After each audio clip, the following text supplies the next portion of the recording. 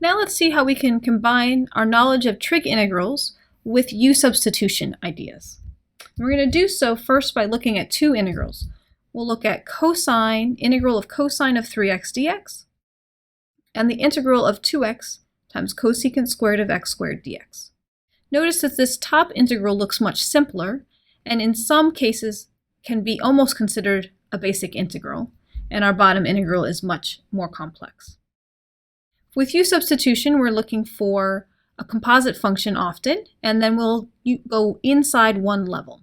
So here we're going to pick u to be the inside of our composite function, which is 3x, and du then becomes 3 dx.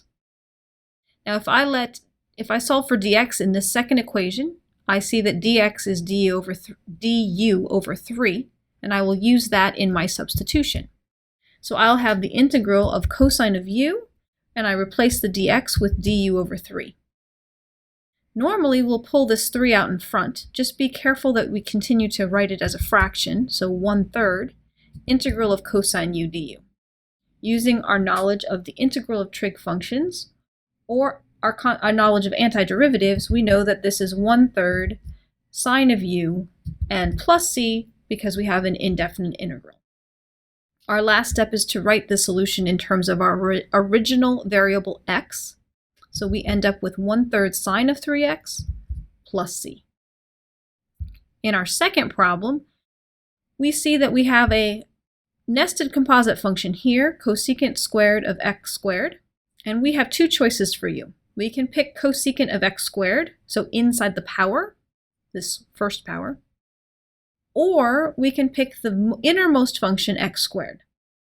Now, if we look carefully at our integral, we see that the derivative of our innermost function, x squared, is 2x, is right here in the front. So we're going to let u be our x squared, the innermost function, and we have that du is the 2x times the dx. So we can take care of these two pieces of our integral. So applying u-substitution, we end up with the integral of cosecant squared of u, since we only replace the innermost function, and the rest of the integral, the 2x dx, becomes du. Remembering that cosecant squared is the derivative of minus cotangent, we have that our integral is minus cotangent of u plus a constant, and then converting back into our original variable, we have minus cotangent of x squared plus c. For our last example, let's evaluate a definite integral. And we're going to evaluate the integral from 0 to pi over 6 of 3 sine squared of t cosine of t dt.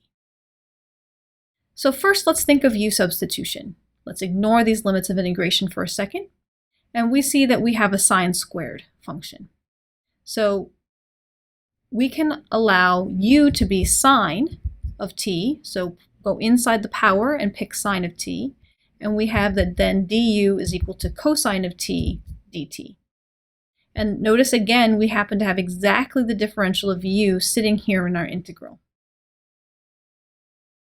Applying our u-substitution to our integral, and again, ignore the limits of integration for a moment, we end up with the integral of 3 times u squared. We have sine squared, so u squared, and then a du. Now, we need to go back and address our limits of integration. We'll replace the lower limit of integration with the u value evaluated at the lower limit in t. So our lower limit becomes sine of 0, and we'll do the same for the upper limit, sine of pi over 6. Now, sine of 0 is equal to 0, and sine of pi over 6 is equal to 1/2, and we'll use that in a moment. Now let's find the integral of 3u squared. So we'll write down our 3, integrating u squared. Using power rule, we get u cubed over 3, and then we will evaluate at 0 for the lower limit, sine of 0 equals 0, and 1/2 for our upper limit from the sine of pi over 6. Notice that this 3 in the front and the 3 in the denominator cancel, so when we're doing evaluation of the top minus the bottom, we simply cube our input. So we end up with 1/2 cubed minus our 0 cubed, or our bottom cubed, and then Expanding this out, cubing the 1/2, we get an answer of 1/8.